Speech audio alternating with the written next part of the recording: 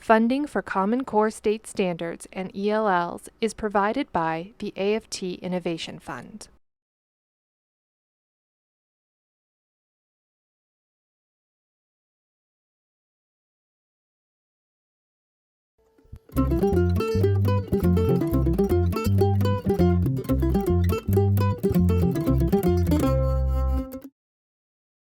One, two, three, all eyes on me. 4, 5, 6, all eyes are fixed. Okay. I think the role for educators within the Common Core implementation is that they really provide that in-depth learning for ELL students, and to not dumb down the curriculum in any way just so that those students may feel successful. This whole project is about the Common Core state standards and how to adapt those standards and ensure that English language learners have access to the same standards that the general population is expected to have access to. So what kind of teaching strategies, what kind of lesson plans, how do you start from the standard so that English language learners have access? We're actually creating a model lesson that's annotated. I don't think what we're about here is creating general ideas about what people should do. I think we need to go beyond that in the work we're doing. My fear is that the amount of scripting that we've seen, I personally find that a bit insulting. And I don't want it to come across that way. What I think we're about is creating sort of enough scripting around a lesson so that other people can really understand what's important about that lesson with sort of annotations to say, you know, we're doing this for this reason. That's what I'm saying, is that how we're doing it and why needs to be part of what's definitely in here. Yeah, definitely. You know, I think you have a really good point, Miriam, because I think that what we haven't done yet, because we haven't gotten there, which we need to do for all these lessons, so is explain, like, we've chosen these vocabulary words somewhere, annotation, for this reason.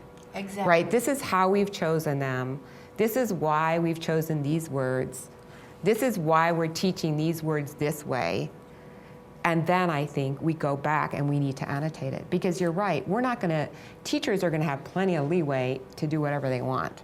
My issue with sort of general statements is that everybody interprets them differently. Hopefully this will provide guidance for others to create, you know, other sets of lessons that they're gonna script to the level that they need to try to implement something. So what is important to me is that first, that you all are comfortable with what we're doing here, like the kinds of questions we're asking, right?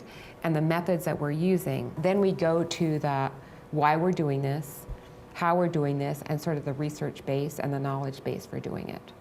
Well, and to me, to kind of piggyback on what you're saying is with No Child Left Behind, so many, like, I've never taught without No Child Left Behind. Exactly.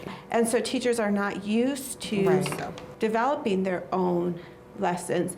So I think that's going to be a huge difficulty with the Common Core standards, is that teachers don't know. It's scary, like when you've always had it there for you, and yes, you put your own, you know, touches on it, and you know your class and you tweak it, but teachers are so used to having to follow a program with fidelity, they're not used to making up their own lessons.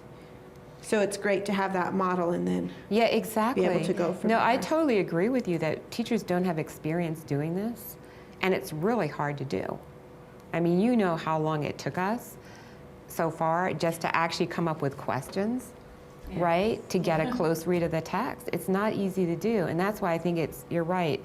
We've got to give teachers some model, and then they're going to take, you know, the knowledge of their class and what they're comfortable with and sort of create their own lessons, which they're going to have to do. I feel better about it now. You do? I'm looking at it, yeah, exactly. I'm looking at it so differently now, because before, a lot of what I was thinking was, God, we're going to insult these teachers the way we're telling them, say this, say this, say this.